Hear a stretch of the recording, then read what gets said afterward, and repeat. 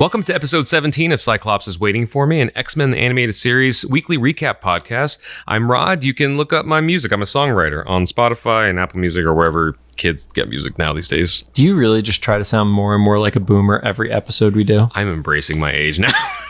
And I'm JC, and probably by this point, when this episode goes live, I'll have read the second issue of X-Men 92, House of 92. Which you were a huge fan of. Oh, God. I really hope that the second issue is better than the first issue. That'll be on our Instagram. Cyclops is Waiting for Me is our weekly podcast series. We're going back and watching every single episode of the original 1992 X-Men the Animated Series from their original intended script order, building up to the release of X-Men 97 coming to Disney Plus in 2023. And I saw a date online, which I don't feel like is real, but it said April of next year. Okay, well, which kind of works out for us really well if there's 70-ish episodes of our show. So I'm not getting my hopes up, though. Until Disney announces it, I don't trust the internet rumors. And even then, we don't know. Like, these Marvel dates get pushed around all the time. Some quick reminders. We're a recap show about a series that came out 29 years ago. Once again, just embracing my age. There will be spoilers. If you don't want to spoil it for you, pause the podcast, watch the episode, and come back. We'll do our best to avoid mentioning anything about future episodes we haven't covered yet. We're currently not sponsored or affiliated with Disney or Disney Plus in any way, but there's still time. There is still time. You are not wrong about that. Don't forget to follow us on social media at Cyclops IWFM Pod on Instagram, TikTok, Twitter, and Facebook. And of course, follow us on your favorite podcast services. Again, just a reminder, if you follow us on Facebook, it will automatically give you an RSS feed for the mobile-only version of Facebook to your phone. It's meta, just right? Mind-boggling. Finally, we record these episodes in batches, so if we're reacting to something that's news, etc., we might be a few weeks behind, and that's why I make comments about already hating an issue of a comic book that I haven't read yet. Just predicting. I mean, the first issue is it's really bad. If somebody is curious, will I like this if I've read the House of X story or loved the original animated series? Still probably no. Great endorsement. Yeah. Now onto the show. Today we're going to be talking about season 2, episodes 7 and 8, titled Time Fugitives, part 1 and 2. They aired on December 11th and December 18th, 1993, respectively, and both sit at an 8.2 star rating on IMDb. And here I am, once again, being the lead on a recap of one of the Days of Future Past Time episode double-parters.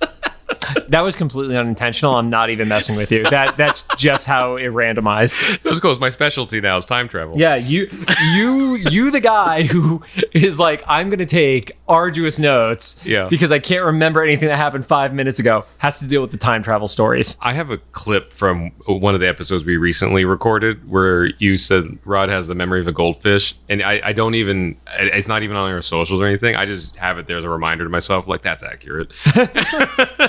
It's like, hey, I haven't spoken to JC today. I'm going to bully myself by listening to this clip. I mean, the clip that we did post was about if Sinister put a thing on Cyclops' dick or not. So, and also, I just got to point out with that, the edit of the clip is so weird because the bleep is before you say dick. Yeah. So you hear beep dick. Which is, it's futuristic. I know. Okay. I know. Technology. Anyway, so this one starts off kind of confusing. Once again, whenever something's confusing, I assume it's either time travel or the danger room. And this one, it was the first thing. So we're back in a future, but this time it's 3999 in New York, which is a couple thousand years, even further along than two ships. 2000. Yeah, yep. 2000. In my head, a couple always means two, so I don't know. Anyway, but they're straight up doing a Terminator opening. It is very clearly that's the inspiration, even just the look of the machines and stuff. Yeah, my note was there are 3 Terminator robots crushing a teal robot. And I did see a bunch of notes that actually compared the teal robot to War Machine, but I didn't get the vibe off of it from the design. And I distinctly remember the War Machine outfit from the comics at the time, and it still didn't connect with me on there. And we, minor spoiler, we see him a little bit later, and it's not quite the same. It's okay to spoil something in the same episode, Rod. That's not spoiler territory. I want to keep the anticipation, keep you listening. We're only a few minutes in. If you came here for War Machine, I want you to click out now. Anyway, Cable's fighting. I don't know who's with him, but the lady that's with him kind of looks like Grace Jones, if you know who she is. You were the most boomer I ever. The fact that we are so close in age and you are so much more of a boomer than I am is unreal. So the character names I got off the internet for these, you had Hope, Dawnsick, Brack, and you had Kane. I cannot verify if any of those are the actual names for those people. That was the only source I found online because somebody on the fandom of this page, like fandom is a great site because it's very similar to Wikipedia where people can contribute what they want to contribute.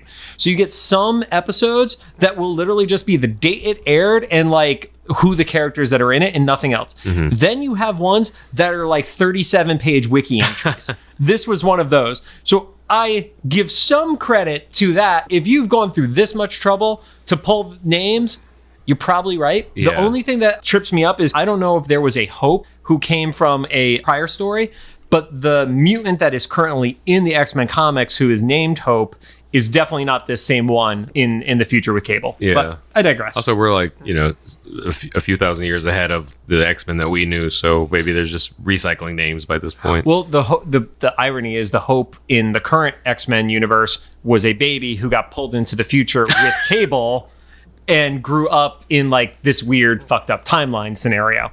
We're just into sci-fi soap operas. We just have to acknowledge that. Yeah, I have no arguments with that, Rod. Regardless, all of those characters... Regardless of Hope. Yeah, regardless of Hope. All those characters seem to be kind of inconsequential to the story here. They're just there, like in the background. We quickly find out that Apocalypse is responsible for whatever's happening in this current situation, including the Terminator robots. And a temporal storm appears above Apocalypse. Bishop is floating in it, but he's not directly affecting things just yet. People start getting sucked into this like time tornado thing, including was Grace Jones Lady Hope? We don't know yet. I don't know who was who, to be honest, by the name. The lady that was closest to Cable, she gets sucked in first. That seems to kind of shake up Cable a little bit. Cable asks his little square cube computer thing which he just calls computer. Yeah, he just keeps calling computer, which is a very 90s thing. I like that it is just the proper name. Like when he says it in his mind, he's saying computer with a capital C. Oh, okay, yeah. Like that's its name. It's computer. And the computer explains that the time stream is realigning because something in the past has changed in a major way. So that time tornado thing is actually just readjusting their future. But then she elaborates that their world will cease to exist. So it's less realigning and just destroying their future. Well, yeah, I think you need to approach it from the perspective as it's not destroying it if it never actually came to be. Yeah. It's more so unmaking it rather than destruction. And my note here was, but would that kind of be for the best? Because they didn't seem to be happy in the future. It doesn't seem like a great future. Like Rod mentioned the Terminators, and I think anybody who knows anything about the Terminators is if you're in a world where there are robots fighting humans, probably a pretty shitty world. I would probably just take a shot of whiskey and be like, we had a good run. This is a good way to end our timeline, because you're not really dying, right? That tornado thing is just going to make you like not exist anymore. I think that's easy for us to say because we don't know what it feels like to be unmade. That's true. I don't want to hurt, but if it came down to like, going the regular way that we know in our real world and just like having a time vortex, just, uncreating us. Isn't the theory that if you were to get sucked into a black hole in Earth's perception, it would happen in less than a second, but you would feel that pain for what is the equivalent of 1,000 years of your perception? I did not know that. That's horrible. That's a theory about how time distortion happens around black holes. That makes sense because the whole gravity affects time. That sucks. Oh, science is scary. Science is super scary. The only thing that scares me more is the stuff that's underwater where fish need to have like bioluminescence. Right. And the megalodon. Megalodon doesn't scare me as much as a fish that has a flashlight in front of its forehead. Those things are freaky. Yeah. So computer tells Cable that Bishop is responsible for all of this. And I think he looks up and sees Bishop swirling in the temporal storm or whatever. And then we follow Bishop back to his future in 2055, where we last left him in Days of Future Past. Everything's still the same. Except here was one thing that didn't line up to me. When you see Bishop make his return, which is seemingly from stopping the assassination of Senator Kelly, the world didn't look shitty outside because he looks outside and the world looked actually nice-ish. It didn't look as like everything is destroyed as much this time around. Right? This time. Yeah. It looked a little bit better. Yeah, it looked like it was a little bit better. And we see Forge at the control panel, similar to the end of Days of Future Past. with the Wolverine skeleton in the... Which is still so disconcerting. I mean, it's literally Wolverine's skeleton. So, yeah. And Forge starts talking about a plague. We figure out that Forge doesn't have any memories of the future that's changed because he's resided in that future. Yeah, he has no concept of stopping the assassination because with whatever happened with Kelly not being assassinated, a different issue came to be that brought their reality back to... Let's assume that it was an animation mistake of everything outside not looking shitty. The world is still pretty messed up, and he catches up Bishop on it. And there was 2 of the Days of Future Past mutants, the one that fought with Bishop and Wolverine when they were attacking the Sentinels. And you also see, in particular, some of the mutants who are getting sick. And the person who you asked me about if they had any significance in the Muir Island episode, which was the purple-headed helmet lady. Okay, yeah. It was one of those mutants that you see getting sick there. So... I don't think she's significant because I can't find her in anything outside of the show. But similar to Little Green Guy from the intro, that character has popped up as a character model. They just kept the drawings for it. Like, throw them back. They're like, well, we own this design, so we're gonna fucking use it. And so Forge explains that President Kelly fought for mutant rights, and in lieu of what had happened before, a genetically engineered virus was created, and once it hit mutants, it mutated into something really uncontrollable and fatal. And it became deadly because the premise is before it hit mutants, it was not deadly. It was when it was only in humans that it was just getting them sick. Yeah. And so Forge sends Bishop back to stop the plague, and Bishop lands, it looks like in the same alley or a very similar one, and he says, here we go again. You did miss one important thing from Forge, though. Forge did not recognize the X-Men when... That's right. When Bishop said, me and the X-Men saved President Kelly, and he's like, who are the X-Men? Yep.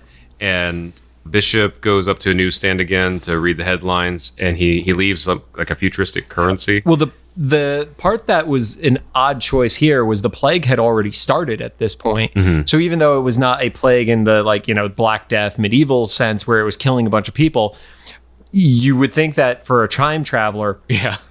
You probably should have gone back a few weeks earlier to try to stop this thing at the source. And then there was like a pseudo allusion to the Hulk where there was this like creepy green guy who looked like a Frankenstein on a newspaper. I don't know if that was just like random. Yeah. Or it may have just been like random, like Weekly World News style, like shock art or something like that. Oh man, kids, get your parents to tell you about the National Enquirer. I'm just going to stay on this boomer trail. You really are. The Bat Boy thing. Well, that was Weekly World News. Yeah. That was like, Inquirer was like trashy celebrity stuff. Okay. And Weekly World News was like, hey, we discovered another mermaid. Oh, okay, gotcha. Yep. Yeah, I clumped it all into the Inquirer stuff. Yes. But sorry, I cut you off about the future money.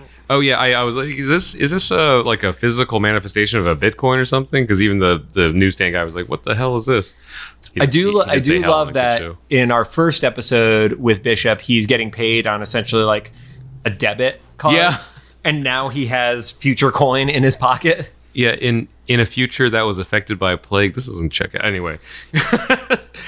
Physical money. Yeah. The best way to avoid plagues. So then we catch up with Jubilee and Storm. They're at the mall. Jubilee's favorite place. Yeah, and this is possibly one of the most 90s situations that could happen. Jubilee needs to get a CD player fixed. There's so many things in that. I don't know. Even if there were CD players, would you fix it? You would just get a new one, right? That's now, or an iPod or iPhone would be like the current. Then it would depend. Well, no, then you would get fixed. Yeah. But because I remember my first Discman was so expensive that we would get it repaired. Right. If you got the sports Discman, which were the ones that had impact protection. Yeah. Because we dealt with a thing that if you tapped your CD player while the CD was playing, it would skip. Oh, yeah, or breathe on it or something. And I think the sport one was also waterproof. It was waterproof. Yeah, it was yellow. This is so dope. It's sealed. Like you actually could seal it. Yeah. God, we're old, Rod. Yeah. So Jubilee's getting her CD player fixed. So while that's happening, Storm says she's going to go to the bookstore and wait on her. Like all of that is just so much 90s stuff. The repairman. The fucker books. Right. There were other Barnes & Nobles that weren't Barnes & Nobles back in the day. The repairman takes the CD player back to the back room to fix it for some reason that he couldn't do it in front of Jubilee. I think he had to look to see if there were parts or something. And That's just asking for your store to be robbed by kids in the 90s. outside the store, there's an unnamed guy that sees Jubilee walking in the store, and presumably Storm as well. And he like scans through a database of mutants and recognizes Jubilee On his watch. On his watch. The one thing I laughed at during that is he's scanning through, and it's very much just all the X-Men, except you get to one that is Wolverine's face, very obviously Wolverine's face, but it's miscolored, and it looks like Sabretooth's color combination. Oh, they just got confused. Yeah, somebody must have just not realized it, and the funny part is it is Sabretooth's comic book color combination as opposed to the show where he has the brown across his like forehead into his nose. Okay. So it really was like the Wolverine face. Yeah. But with that blondish hair and such. I wonder too, because I just learned this little bit of trivia about Bob's Burgers. So I didn't notice this because I don't follow the show that crazy. But in the show, whenever kids are eating tacos in the lunchroom, they're eating like hamburgers from the top. And so the trivia I heard, and maybe somebody can corroborate this, but from everything I read, it was because when they send the animation out to the Korean animation studio, they send notes and they just follow them to a T. Right. Originally, the script had them eating cheeseburgers, and someone in the scripting decided it was a taco joke needed to be in there. So they changed the thing to tacos, but didn't specify in the notes that they should eat them from the side. So the animators in Korea just animated them eating tacos like cheeseburgers. So I'll give a shout out to the guys over at iFanboy. They talk about in comic books today, anytime a book they're reading and somebody picks up a slice of pizza, how they pick it up, because the guys are based out of the Northeast, like New Yorker. They are the same level of pizza snobbery that I am. Oh, where you can fold it. And like they start talking about the quality of the pizza based on if somebody's eating it properly and the way the cheese like folds and stuff like that. Yeah. So we went on this really weird tangent, but it's all really important. Yeah. Yeah. So I wonder if that was the thing where maybe it was another character at a Where time, even if it said Sabretooth Yeah. and it was a Wolverine drawing or and something. someone just made an executive decision because this show was on such a tight timeline. And of course, Saban is known to have been really tight from a production budget scenario. So they spotted it, but it was too late to send it back for it to be recolored. And at the end of the day, it didn't have a huge impact on the story. Not at all. The point was that he Only nerds like us Right? will talk about it. Literally 29 years later. Yeah, and he recognizes Jubilee, so he goes into the store. We don't quite know, but just once again, cartoon logic will pull that card out. He gets past Jubilee and to the back room with like a gun that gasses the room. I initially thought it was like a knockout gas or something, but we see the repairman comes out of the back room and he's just visibly got like the flu or something, so he wasn't knockout gassed or whatever. And we find out later, Yeah, he's like sweating and stuff like that. he has what they call like a techno virus, which checks out because he has like circuit board stuff on his skin. Yeah, they're like lesions that break out on his skin, but they are very harsh corners to them. And you know, we don't get the full name until Cable refers to it later, but it's essentially referred to as a techno virus. And Storm overhears the conflict from the bookstore, and she goes over to try to help Jubilee. She fogs up the area. Well, she fogs up the area because as the clerk is showing signs of infection, this guy starts yelling out, "Oh, yes. she's a mutant. She's a carrier." Yeah. And that's the way of putting the blame of the infection on the mutants. Yeah, and I don't know if this was on purpose or not. It's kind of interesting. So maybe it was a little bit in a reference to the Japanese internment stuff or whatever, but the first mutant that we see in the show that gets accused of being a carrier of the virus is Jubilee, who is a Chinese American girl. It also kind of reflects what we had in the real world experienced early on in I don't even have to say what it is. Everybody in the world knows what happened. That people who aren't responsible for these things get blamed for them. And, you know, just mob mentality. Like you see one person yells something, they yell loud enough, everybody, you know, dog piles onto it and stuff. Yeah. So that's why Storm fogs up the area to try to get Jubilee out of there. Yep. And she snags her through the fog, and they exit by busting out of a skylight. Because Storm is super subtle. Yeah. There's like a sliding door like right there.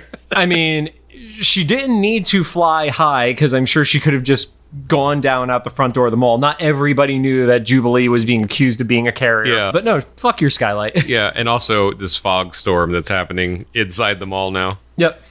I just got a mango White Claw. John, so I'm gonna. This might be. Is this the first or second time I drank on here? I don't remember. I drink every time, so. Oh, this is good because I normally don't like mango flavored things because you know how some people have that cilantro thing where it tastes like soap? Yeah, of course. Mango tastes like raw meat to me. But I was just assuming that White Claw is not using actual mangoes in it. God, no. There's definitely no mango in there. So it doesn't taste like that. It just tastes like a fruity. No, similar to how this virus was made in a lab, so was this mango flavoring. From there, Beast gives a nice little dig while letting Jubilee know that she's healthy by all accounts, except she needs to eat more vegetables. Yeah. And everybody can be like jacked and blue-haired, man. Yeah. Beast gives the very appropriate phrasing of only scientific inquiry can overcome the hysteria gripping the country. And we can leave it at that. So when Beast decides to do some investigating of his own, he breaks into the hospital and he looks at the medical files of the store clerk. Mm-hmm. He notices something weird in the file. We catch up with the rest of the X-Men in the war room, and they're watching video footage or a news report of the forced quarantine of mutants. Yep, it's a news report. It's pretty live, yeah. And then Storm recognizes one of the protesters or mob people. The guy who was calling out Jubilee specifically. In the news report is one of the guys from the mall. Then Bishop shows up at the protest, tries to break it up, but in the most violent way he can imagine. He does. So when they jump over to the forced quarantine, where it's not even that people are being like, these mutants are being forced to quarantine. I'm gonna skip over calling it protesters because they're getting violent. At that point, it's rioting. It's a riot. It's like a witch hunt. Yeah, and you see Mole, who is the mutant that was getting bullied a couple episodes ago by the Friends of Humanity. He's the one that looks kind of just like a tiny Bigfoot, for lack of a... He's like a chibi Bigfoot, essentially. With little glasses. He's like an Urkel. Yeah, he's the nerdy mutant. With a taller reptilian mutant, and her name is Scaleface. I feel really bad. I feel like some of these Morlock-esque mutants just get the meanest names possible. Right. Well, then there was a couple episodes back, there was like Hairball and Gorgeous George. Hairbag and Gorgeous George. Yep. That's the raw end of the stick there. Is it hairbag or fur-bag? I think it was hair bag. Regardless. Yes. That's the raw end of the stick because you're on the same team as someone as Gorgeous George. Yeah. Who equally as ugly, if we're going to be totally honest. But yeah, the Friends of Humanity takes a shot at Bishop. Little do they know, shooting at Bishop, not the best plan. Yeah. And Storm and Rogue arrive and report to everybody else that Bishop is there. We find out that Jean, Cyclops, Gambit, and Wolverine are in the Blackbird, very like close behind them. Wolverine jumps Bishop, but quickly just gets tossed to the side. And then there's a big pylon on top of Wolverine. Mm-hmm. Yep. And so Storm makes it rain to scare everyone away because I know this is supposed to be New York, but this sounds like Los Angeles. This is how you get people to like, go away. Yeah, New York, nobody will care. New York, they'll start shooting at the sky if it's raining. And then in the middle of this whole fight, Rogue takes a Friends of Humanity guy and like throws him in a dumpster and kicks him down the street. And that guy's pretty much dead, right? I don't know if it would kill him. It all depends on what's in the dumpster. I mean, it looked like it went downhill. So I don't know, I guess. I think it depends on what's in the dumpster. If he's on like garbage bags with food waste could act as a buffer, like an airbag. Yeah. If he's in there with like rebar, he's fucked. Yeah. Yeah. And of course, Cyclops yells at Bishop. This time I gotta agree with Cyclops. I hate saying the phrase because actually I like saying the phrase because I know it pisses Rod off. But in this case, I actually agree with Cyclops that Bishop made it worse. Yeah. Then we catch up with Beast. He figures out that the virus is created in the lab. We just trust it because it's Hank. We do see some weird animation of like these like claw-like things jumping on cells and stuff. Yeah, so I believe that is their way of showcasing what the actual virus looks like. Mm-hmm. And it's very much like what you would see in textbooks when they show you what a virus looks like. Obviously, with modern 3D technology, we're a little closer to what these viruses really do look like, especially recent events. But the classic version made them look almost robotic and non-organic, coinciding with cells, which were, a little more like blobby type stuff. Yeah, and they were a little less crystalline than the ones I remember seeing, but a little more like nanotech kind of too, just the way they were set up and stuff. It got the visual message across. Like 10-year-old me figured out that these were parasites, basically. It looked like if you played Geometry Wars on the original Xbox 360, it looks like the little like hard edge villains you'd shoot in Geometry Wars. Yeah, totally. That's it. Everything after the 90s stole from this show. Exactly. And Beast says that he can tell that the virus isn't very dangerous right now, but it is unstable and it'll become deadly and fatal once it hits the mutant genetic code or whatever. So Cyclops says they need President Kelly to help them, presumably in the form of a hearing that they have a little bit later. So we cut to the Friends of Humanity headquarters, and Creed is congratulating some guy that apparently created the virus. We don't find out who he is, and they want to infect the X-Men, but particularly Beast, at the hearing that's going to happen so that the whole world sees that a mutant is carrying the virus on national television. Creed walks away, and then the guy makes his eyes glow because apparently everybody wants to cut it really thin, like about getting caught as a villain in the show. The other villains are kind of idiots, though. Yeah. Yeah, and part of the added benefit is, Creed with all his bigotry and stuff, he considers Beast President Kelly's little pet almost. Yeah. Because he's the mutant that President Kelly loves. Yeah, and then Creed is speaking at, I guess, this hearing that's going on national. It's not just television. We see people like in spaceships and shit, like watching this thing. Yeah, we see a few different scenarios where Creed mentions that he has the names of 5,000 people who were infected through contact with mutants. And what this was reminiscent to me is there is something known as the Hollywood Blacklist, which happened around the 1950s. And it was a list of people who were accused of being communist sympathizers. And the whole list, I can't say there wasn't a single person on there who wasn't one, because I haven't done enough research on it.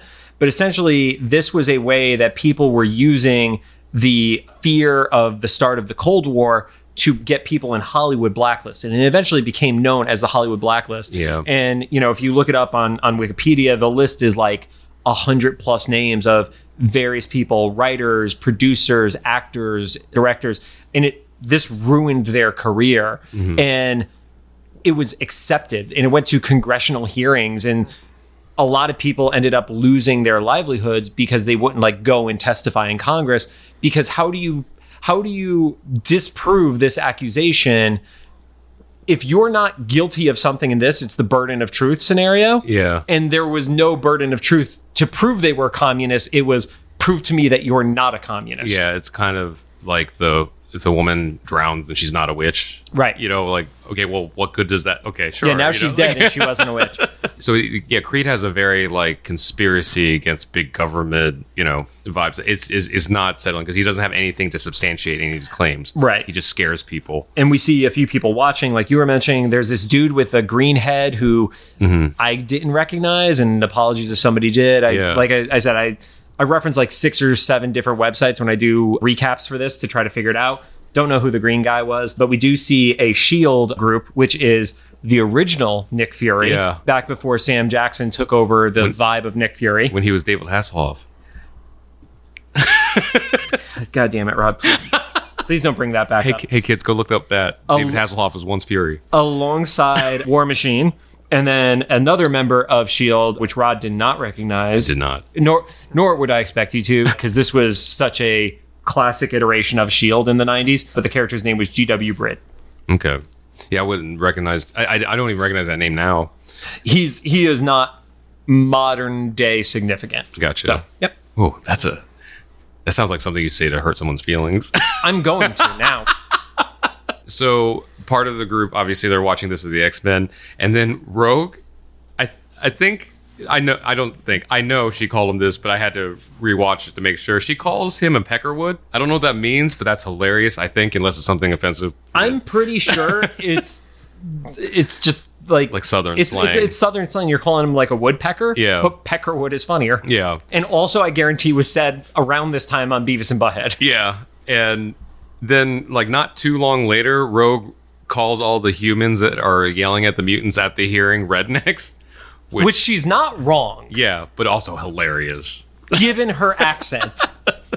And I think this was around the same time when Jeff Foxworthy was really big and stuff. So rednecks it wasn't uncommon to hear, When did Jeff Foxworthy... I don't care that he was born in 1958. His show debuted in September of 1995. So this was pre The like redneck comedy jam. Okay, so you heard it here first. Rogue inspired Jeff Foxworthy.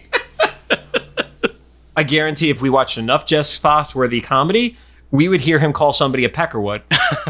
I don't want to watch Jeff Foxworthy comedy. Anyway, there's a big fight that breaks out because Bishop sees Creed kind of try to sneak like a little thing to shoot.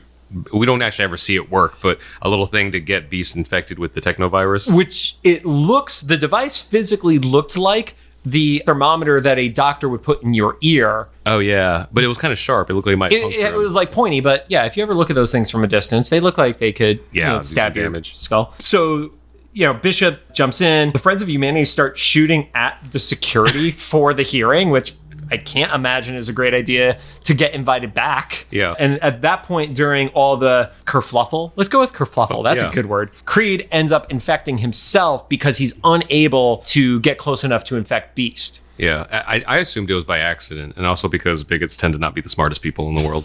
I mean, bigots are definitely fucking idiots. And again, quote me on that anytime you want. But I think because Bishop broke it up, he wasn't actually able to get close enough because it wasn't like the gun in the Radio Shack room where it was a mist gun. It was a lot more concentrated. So I think he had a puncture. My vibe was it needed to be like at least make contact sort of scenario.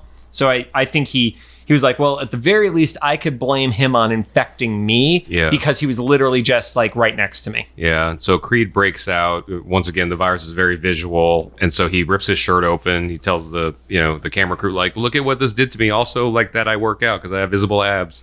And which I wasn't expecting for him. You're right. I mean, good on him, but I was not expecting that. He works out, in good genetics, which also foreshadowing. Cyclops on brand yells at Bishop. Again, I get it, but this time he was wrong. Yeah. And they do the computer enhance. Yeah, so that we're in the Blackbird or something. They were in the Blackbird flying back, and Beast does computer enhance. But the interesting thing is the cropping on the computer screen. It's like, computer, enhance this. And then it actually scans below the edge of the crop and then zooms in further. And I'm like, how did the computer get the feed that wasn't actually on the TV? You know what? AI. Mysterious thing. Speaking of, have you seen, there's like a, not a deep fake, but an AI enhanced intro to the X-Men theme song thing. If you watch it, it's almost Uncanny Valley. I know it's a weird thing to say about like a 2D animated thing. Yeah. But like they made it like a 4K version of the animated intro. But I guess AI like filled in all the gaps. So it's super smooth, but also it doesn't quite look right. And it is on YouTube. It's just on YouTube, yeah. So we have a playlist on our YouTube channel that is literally just alternate versions of the theme song. So Rod, it is your responsibility to add that video to this theme song playlist. Cool. Rod, when you're editing this, remember to do that moment because you'll never remember after this. And please, when you're editing, leave telling that in. Yeah. Yep, absolutely. Then we're back with Cable, and it's basically just to remind us that we're watching all of these events from his point of view of the recap from computer telling him like what happened and stuff. I love you calling it computer. Yeah. Just the way you're pronouncing it. Like it's with the capital C. It's a person. Yeah. And we come back to, I don't know what's current and we're back with the X-Men. So there's modern day, Bishop, future, Cable, future. So we're back in modern day. We're outside of the Friends of Humanity mansion. And which they have two headquarters apparently because they have a mansion and they also have the shitty like veterans hall. Yeah. Yep. And so Cyclops asks Jean to, scan the premises to find Creed. She is able to locate him through her telepathy in the basement or underneath the house. They said underneath the house. They specify that it is under it. She's like, he's not in it. He's under it. Mm-hmm. So I guess maybe not necessarily a basement, but like some secret thing or whatever underneath. And then she scans his whatever mind and stuff. And then she gets to the virus guy, the guy who created the virus. And then she just like she goes down. Like something wrong is happening. And apparently that wasn't a red flag and it was the opposite. It was like, that's our go.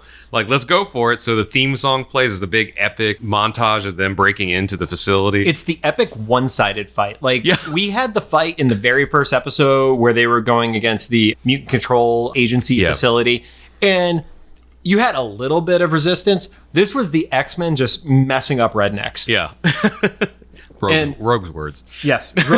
Rogue calls them rednecks. And just quick note, It was everybody from the team with the exception of Jubilee. And so we're back inside underneath the mansion, and Creed is just begging the virus guy to help him because he's sick. And right about then, he's also in this version of it, and I say that phrasing very specifically, he's a little bit panicked. Yeah. You notice that, like, he has a little bit of a fear to having the infection here. And so that's why I thought that it was by accident, but I guess it could go either way. If he just in a quick snap decision decided he needed to get himself to get the job done. I could totally see that. He was afraid, and then right about then, Cyclops blasts a hole in the wall. You see it from the other side, so we just see the wall like kind of swell, and then the blast goes through, and then all the X-Men run into the room.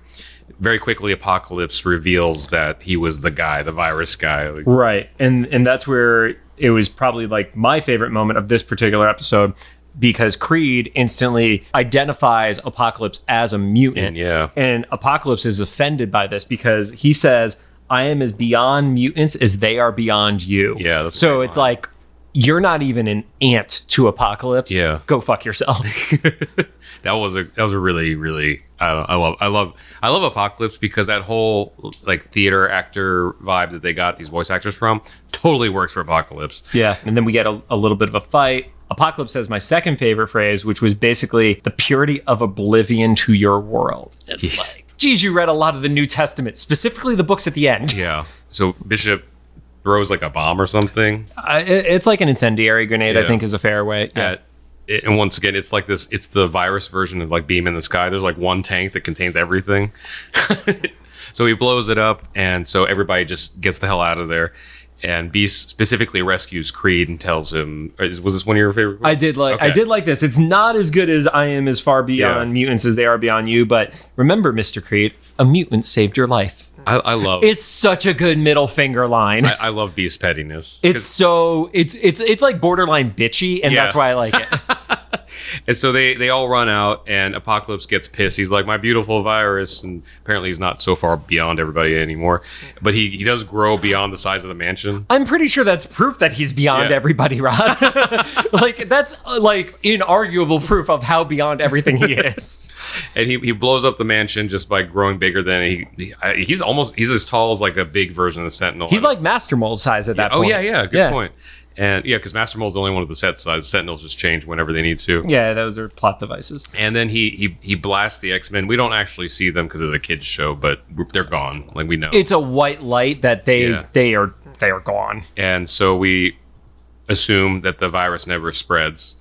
And we catch up with Cable, and he finds out that the reason he was showing all this is because the mutant plague was needed to create an antibody to like regulate like mutations. Yeah. So essentially, computer says because of the actions of Bishop and the X-Men, the plague never infected mutants. Mm-hmm. What happens from the mutants that are infected by this is it ends up stabilizing the mutant gene. So a bunch of mutants do end up dying because of it, but it actually prevents the mutation of the mutants as a whole from evolving, from overrunning their own systems. So you see a few flashes. You see Colossus and Magic, and Colossus is next to his sister, who looks like she's dying in a bed from the virus. You see Thunderbird alongside Feral and Cannonball, and one of them passes out. You see Cable in his crew, and the rest of the crew fades away. And then you get Cable coming to the conclusion of, oh, well, the plague needs to occur. For my world to exist, I have to help Apocalypse destroy the past. That's a wild concept. It was a great cliffhanger. You know, it's much more effective of a cliffhanger than just like knocking a beehive down. Yeah, and I think I think to some extent it's kind of like, to get the world where we are now, if you believe in a butterfly effect scenario, which at the time where this show was written, butterfly effect was not a phrase within popular culture. Yeah, Ashton Kutcher. The concept probably existed, but it was not something that was regularly discussed. So that would be like somebody saying, well, if you could go back in time and do anything, you'd kill Hitler, right? Mm-hmm. And it's like, well, if I go back and kill Hitler, does the ripple effect mean that time travel's never invented, which literally prevents me from killing Hitler? Yeah, it's Infinity War, call it. They're like, it's Back to the Future bullshit. It's actually a multiverse.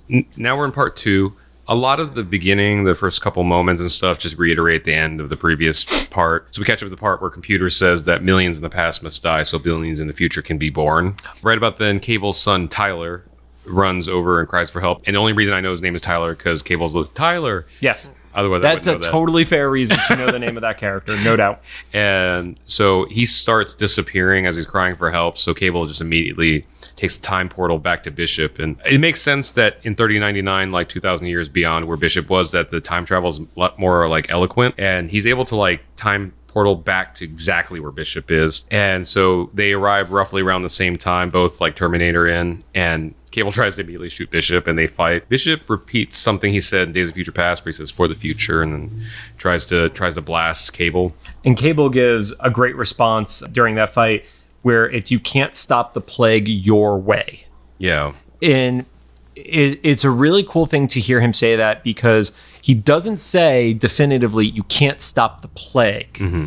So it gives you a glimmer of hope of Cable is not determined to damn Bishop's present, but he knows that if Bishop just does what he did in the previous version of the timeline, then it's going to destroy his future. Yeah, it's a little gentler of a Machiavellian thing. Like we don't have to do it a chaotic way. So they keep tussling back and forth. Bishop runs away.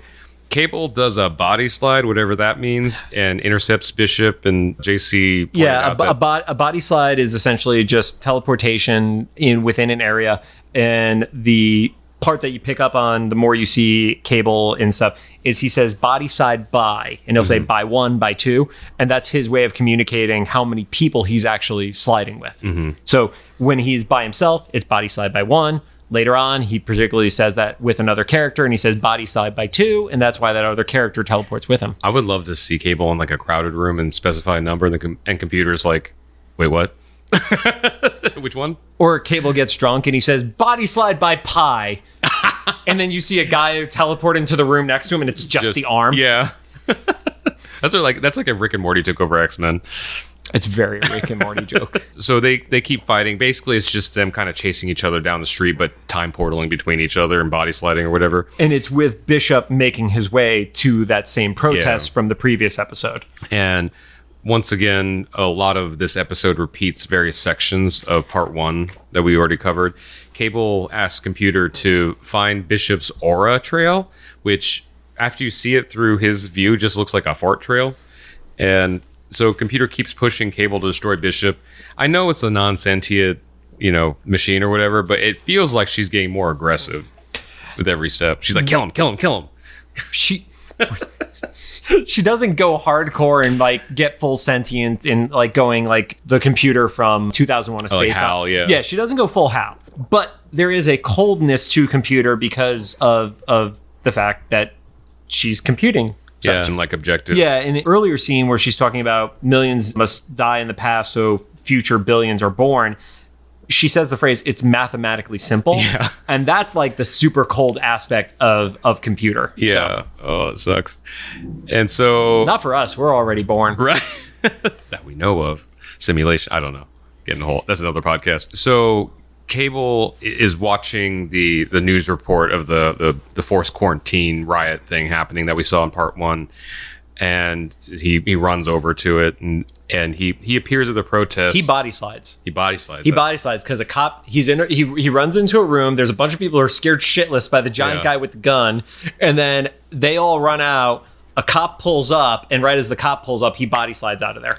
And he appears on the roof across the street trying to snipe Bishop. He can't quite bring himself to shoot Bishop, and he hesitates just enough so that Rogue appears and kind of takes out Cable, at least for a moment. And Rogue recognizes Cable. For whatever reason, Cable doesn't seem to recognize her.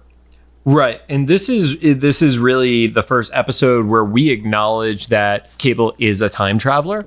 So the piece that we're not sure about is this the first time he has encountered Rogue, or all the stuff that happened on Muir Island, was that the second time he encountered her? Oh, yeah, because Yeah, because his version might have been, wow, time is Time is a flat circle. But, and the one thing, just for clarity, because we're assuming that most of the people who are listening have also watched the show at this point, but just in case you haven't, if we're describing certain scenes quickly, it's because they are literally the same scenes from the previous episode, retold with alterations of a different perspective of the scene or a added person within the scene, you know, because there is the moment where the X-Men are recognizing the guy at the protest, but we didn't have to go through that entire scene at the mall again. Yeah, basically part 1 and 2 are like, part 1 was Bishop goes back and tries to change things, and then part 2 is the same situation, but Cable tries to also interject. It's like a very like Looper situation. Yeah, and this was one of the things that Eric Lewald talked about in the book, where this episode was fun because you got to replay scenes featuring new people, different points of view, but it also saved money because there were certain aspects that you did get to reuse. Even though you were doing some animation on it, you weren't reanimating the entire episode. I was wondering if that was like a cost, not necessarily a cost-cutting measure, but like a way to like get more bang for your buck. It was a cost benefit at the very least. And I looked it up just to make sure I was right, because we were talking about this a little bit before recording. Yeah, research, Rod. Yeah.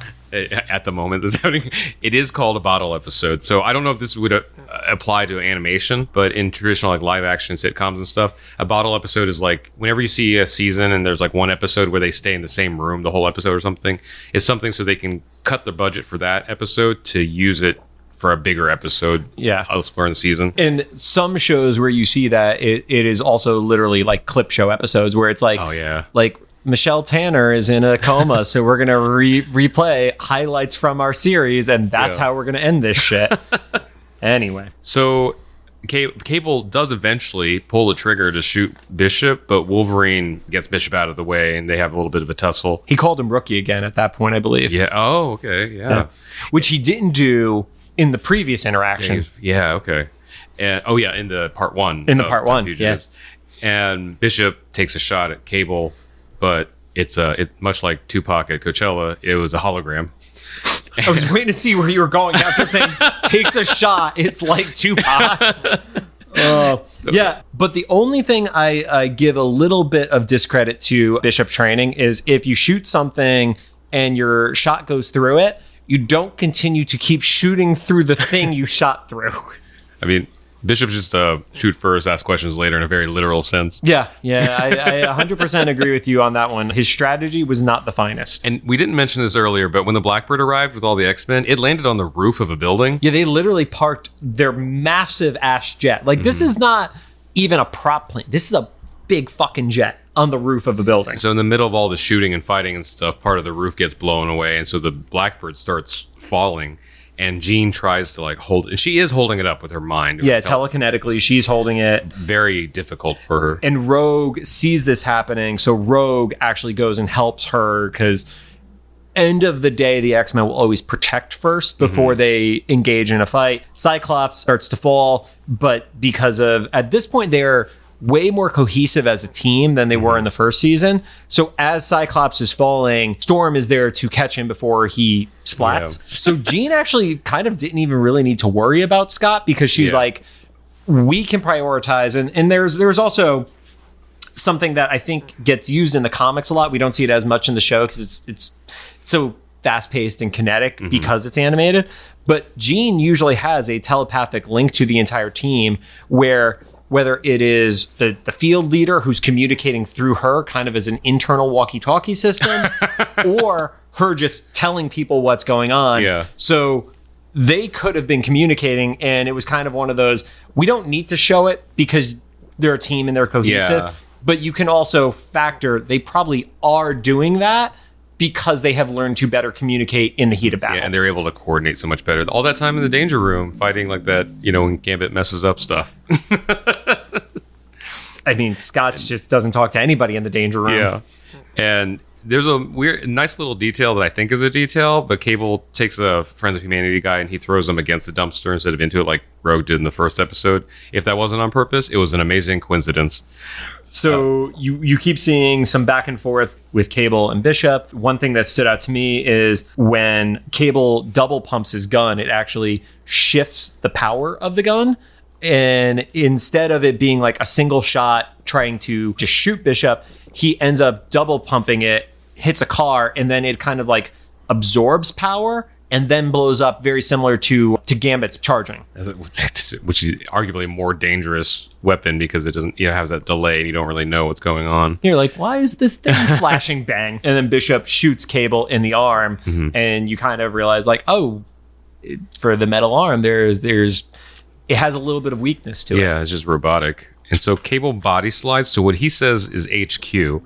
At this point, I have a little bit of a question what HQ is because he's not in his own time, but we're going to explore that a little bit more. So the fight kind of continues, but the X-Men pretty much recover. The Friends of Humanity run off and getting themselves together. Cyclops yells at Bishop. Yep. It's just a punctuation. If Bishop and Cyclops are in the same room, if Cyclops is in the same room with people, somebody's getting yelled at. It's just the matter of who he's yelling at. And then we do catch up with Cable. The HQ he's at looked to me at that time like the repair shop that Jubilee was at. It's not that. Once again, we'll continue later. I'm still just confused of why he specified HQ and they end up in this like ambiguous area. I think it is similar to characters like the Punisher or Nick Fury, where they just have safe houses. Yeah. And that makes sense. Okay. Given that Cable is a time traveler, and we don't know how many times, if ever, he's come back to this past, we have to assume he's been back here once, whether or not he interacted with the X-Men.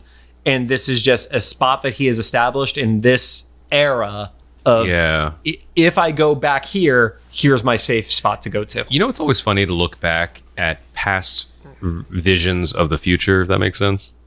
It does. The 60s had a very specific vibe for the future. So this 90s kind of vision of the future, Cable's quote-unquote safe house in the past is just like a room stacked with CRT televisions.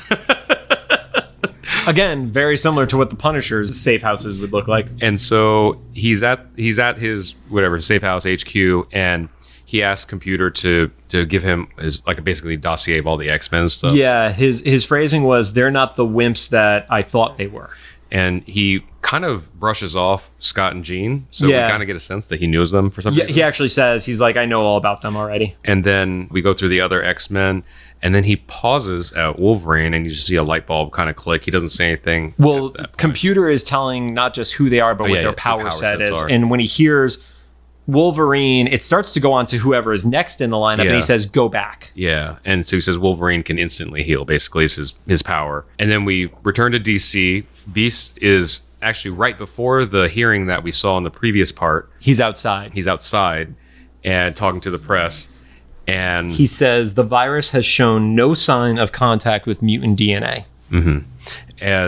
And then he's just kind of done with them. He tells them he's not going to give them any more time, and he goes into the hearing. A reporter or somebody... It's a reporter. Yeah, is in a telephone booth. So he's basically, I think, calling back into like the main office or whatever, that there's going to be like a hot tip happening soon and stuff. And in the next booth over, Cable teleports through the landline like it's the Matrix. He kind of does his body slide using the landline. And he says, I'm going to reach out and touch somebody. Rod... What's that from? Was that AT&T? That is an AT&T commercial that came out in 1987. Yep. So at this point, it was already 6 years old. Oh, golly. Wow. Yeah, you know what's funny? I didn't remember that I remembered that. At least it wasn't Where's the Beef? Oh, yeah. And I can hear that little old lady's voice. I can't. I don't want to, but I can hear it. So he appears. He's outside the hearing room, and we hear the audio from the previous episode. With the fight breaking out. Yeah, the fight starts breaking out and stuff. Cable disables the security that's getting ready to go into the hearing room so that he can enter. And he goes in, he immediately starts fighting Wolverine. Yeah, so when they're squaring off, they start to get ready.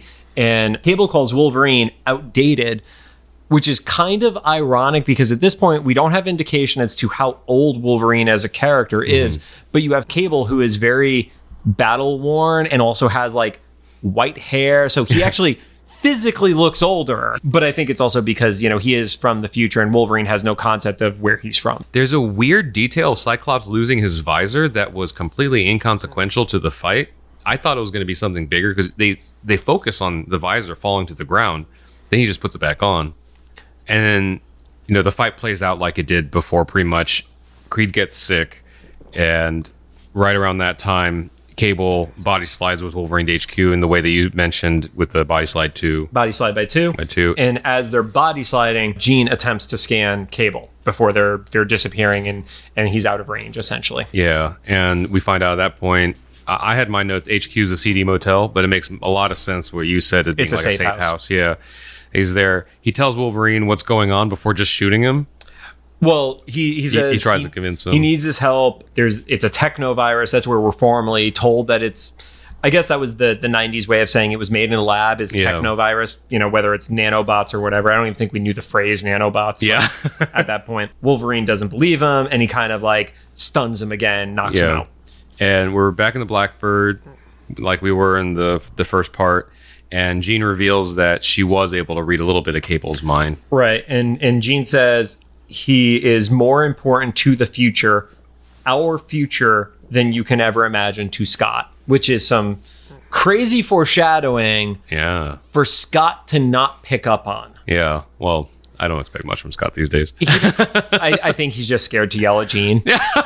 Because she's yelling at him in his head. Jean could just shut off the synapses in his brain. You don't yell at the psychic. And I don't even know comics that well, and I know what that meant. So we get back to the safe house where Cable and Wolverine are. Cable wakes up Wolverine by throwing a glass of water on him, which I don't know if they do that anymore in shows, but in the 90s, that was like the main way that if you were a tough guy, you'd wake somebody up. In the 90s, lots of people would have water thrown in their face if it was to wake them up, because it's supposed to be like the cold water is a shock to your system. Yeah. We also very often saw people start bar fights by throwing drinks at each other's face. Yes. And I can only say I've seen that a dozen times in my life.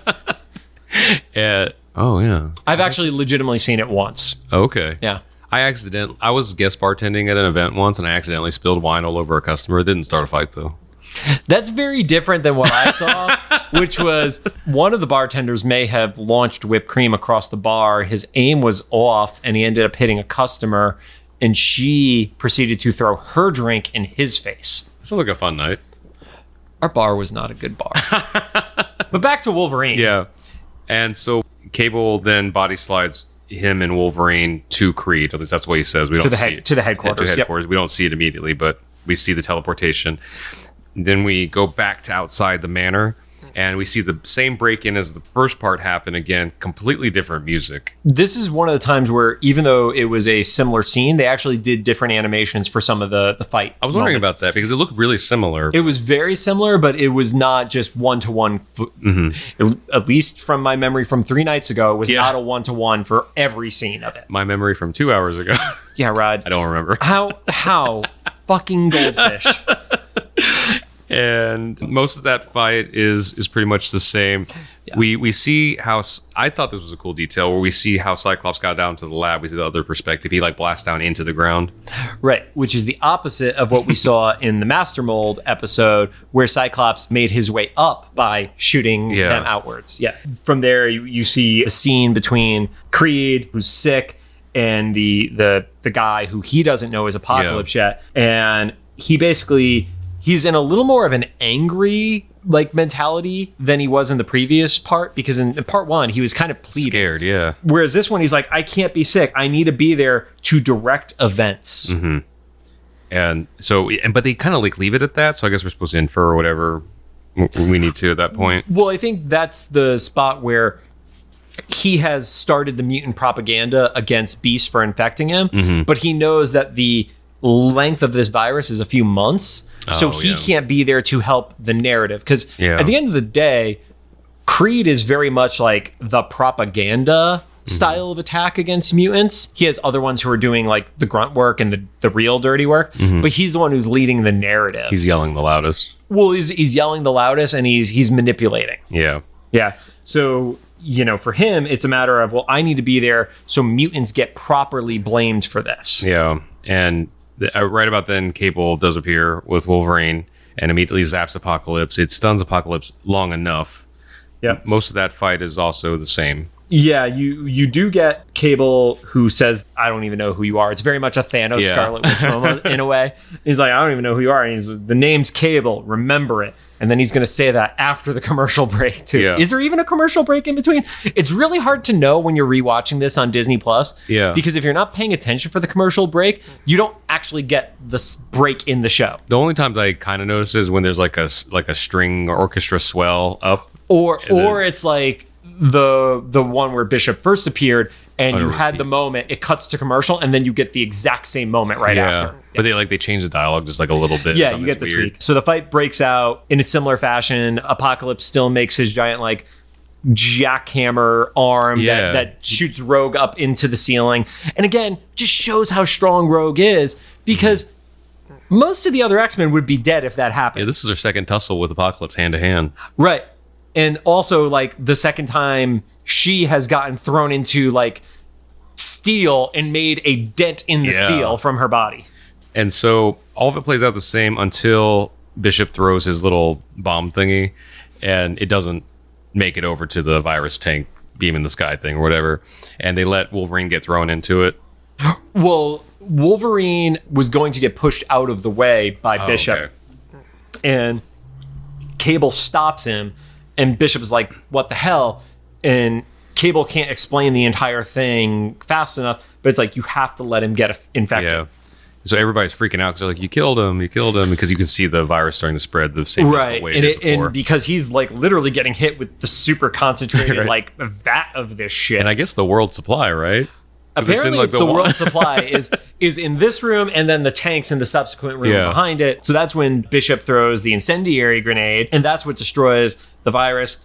Cable gives his second remember the name to Apocalypse, and everybody basically like fucks off at that point. Apocalypse is defeated, but unlike the part 1 version of it, he just kind of goes into an energy shield and just like teleport or levitates away. Not even teleports. Yeah, he like does like a Magneto thing. Yeah, Magneto bubbles. Magneto bubbles. It sounds like a kid's product or something. I have notes from our show of shit I never want to say in the real world. So obviously Wolverine does heal. They can see him healing from it, and Cable explains like that's why they needed that all to happen. Right. Yeah, so they're all getting out of there as the lab is getting destroyed. Bishop, as they're running out, time jumps away. Doesn't even say goodbye. Just to be honest, I don't think they really want him to say goodbye. They're like, can you stop? Cyclops turns around yelling at air. Yeah, he's just shooting at air. Just optic blasting nothing. And so Bishop goes back to this pretty much the same point as all the other times with Forge. And the future sucks again. Yeah, and he's like, but I stopped the plague. And Forge is like, what plague? It's like, oh God, okay. And they don't elaborate. No, there's no elaboration. So like, nope, 2055 still sucks. At what point do you say, is it me? Well, it's like there's a whole philosophical thing of what's meant to happen will still come to pass. So this is the second time it made no difference. Yeah. Like similar outcome, just different shitty situation. Right. And back in modern day, Beast is at the mansion wearing a green polo shirt. Yeah, this is very daddy mode. And thank you for that. Okay. I mean, dude's cut, right? So, and he says that the antibodies that Wolverine's body produced will cure the plague. So if it wasn't clear before, getting Wolverine infected made it so that they didn't have to have a bunch of mutants die from the virus to what, like balance or regulate the mutant genome or whatever and stuff. But was able to do it. The mutation from his antibodies, which Beast is going to continue to study, will end up saving the mutant genetic code from over mutating people, essentially. Which, if this was a real world thing, like that, Wolverine would be dragged into a lab and they'd be injecting with everything known. I think that's the reason why the X-Men don't tell other people about Wolverine's power. Because at that point, it's like inject him with cancer and shit. Like, I mean, they literally. Okay, let's flash back, Rod. Yeah. Canada put adamantium into his skeleton. That is right. So they did they did that already. They did try that. Yeah. They're like, oh, I wonder why Wolverine didn't die. Oh, because he heals from everything. And then we finally, to cap everything off, we catch up with Cable in the Cable future. That's in 3999. He arrives in his future. His son Tyler is safe. We don't know anything else. Just happy ever after. Yeah, hugs. And love was the answer. And don't Future still probably sucks, but hugs. Yeah, right. Well, we'll find out. But his son is still alive, and that's all Cable gives a shit about. There's no Magneto and Xavier in the Savage Land in these 2 episodes. I was waiting for that. Yeah, and it never happened. And I think it's just because how packed they are. Mm-hmm. But I could also see, because you're dealing with timeline stuff, it could be confusing. Yeah. Because does the event still come to pass if they're still in the Savage Land? And it's 2 parts. Right, exactly. So it definitely has a lot of confusing stuff. I got some random facts, but before that, what do you think of this one?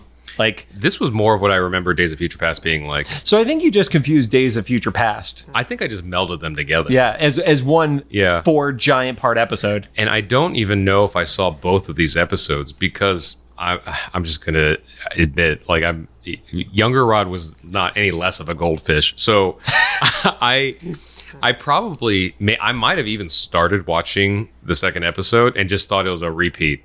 Just thought it was the first episode. And might have not finished it. I can't say that for sure, but I would not be surprised if I didn't watch one of these episodes because I thought I was repeating the previous one. I distinctly remember moments from both of them. I distinctly remember the giant apocalypse killing everybody, the reaction of Cable at the end of, oh, I have to work with Apocalypse to save my future. Mm-hmm. And then I definitely remember the scene of Wolverine being infected. I remember that part. Yeah, so this is one I think it's one of those episodes I didn't see it a lot, but I definitely remember that, you know, from 30-ish years ago. So some interesting stuff, Rod, that I would love to get your thoughts on. In one of the interactions, Wolverine calls Bishop Old Scarface because of the symbol on Bishop's face. What does that symbol mean? I don't know. Well, do you remember what the symbol is? It is like a triangle thing, right? Or it's specifically an M. Oh, that's right. It is an M. So he, in the future, is branded because he's a mutant. So even though he was one of the trackers, it was always obvious that he was a mutant. I'm pretty sure they did it by like literally branding people's faces with a laser or something like that. Bishop got it, so it looked really badass. I think from the stuff I've seen in the comics, they did it to everybody from his timeline who was born in essentially the mutant camps. Mm-hmm. So once again, subtle parallels to it. They consider this episode a direct sequel to Days of the Future Past. I mean, I don't think that is a shock, especially because it literally showcases the moment as Bishop arrives back and Forge is like, what'd you do? I guess with the exception of Xavier not being around, you could just watch it right after Days of Future Past and it'd make complete sense. Yeah, and you know, because the show has had episodes that just completely don't have a character featured in it, I don't think it would actually shock you too much because there's nothing majorly significant of any of the characters that is addressed in the show. Because the episode is really Bishop and Cable is our story here. And a little bit of Friends of Humanity, but for the most part, we've seen mostly everybody at this point. I guess I just mean like it was something as high as stakes as like 2 different time travelers and stuff. Somebody probably been like, what does Xavier think? Or something, you know? Yeah. Or why isn't he in DC or something? Yeah, right. But there's so much going on and packed in there. One significant aspect of Cable is how did Cable survive for 2,000 years? And that was kind of like one of the questions posed by Eric Lewald is like to know. Because at the beginning, we don't know he comes in as a time traveler. Yeah. We just see him in the future. And then you get the little bit of a reveal that he's actually transporting through time. He didn't just survive for 2,000 years. Yeah. With regard to the time travel, it kind of like leads to what I was saying about like, you know, what has come to pass will, but it also has an unforeseen consequence because even though Bishop's timeline seemingly had no change, it was just a different set of circumstances that got them there. The unforeseen circumstance is it unmade Cable's future. Yeah. So is this like a more long-term thing? It just went for thousands of more years. It's like the butterfly effect for Bishop's future, 50 years in the future 60 years in the future is relatively insignificant because it's still just shitty future.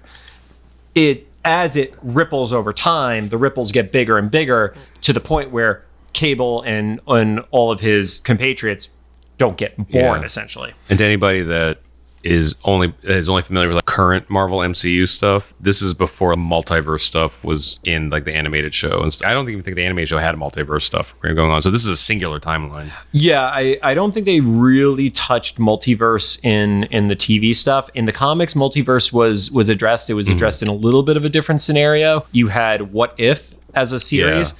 And What If was just kind of like the alternate timelines. Yeah. And then you started getting bigger, more elaborate ones like the Age of Apocalypse as an alternate timeline, which is the timeline where Professor X was killed and Magneto takes up the helm to become the lead on the X-Men. And what does the death of this one person end up having across, and literally it's the destruction of the world as you know it if Xavier died at that timeline. So Eric also said it is probably one of the only scenarios, or at the very least at that first time ever, where plague antibodies were such a major aspect in the plot of a series, especially an animated series at that point.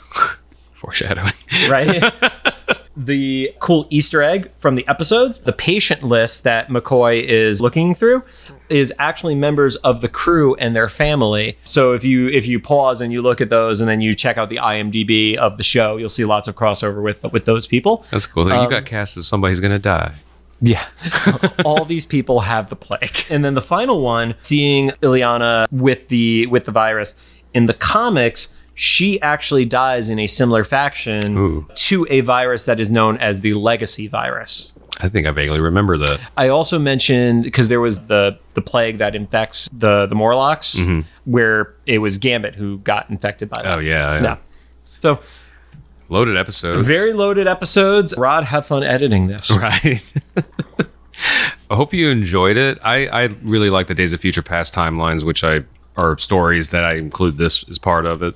And hopefully you did too. Thanks for joining us. If you have any thoughts, make sure to drop them in the comments for either the YouTube upload or the official Instagram post about this episode. Or the reel. Or the reel. Please use the reel. Instagram reels. I want our reels to just crush it. If you like what you heard, we'd appreciate your rating on the podcast app of your choosing. You can find us on Apple Podcasts, Anchor, Spotify, Google Podcasts, and CastBox, and apparently mobile versions of Facebook. Everybody's favorite podcast app. Right. Don't Fuck Up Storm, backed by popular demand.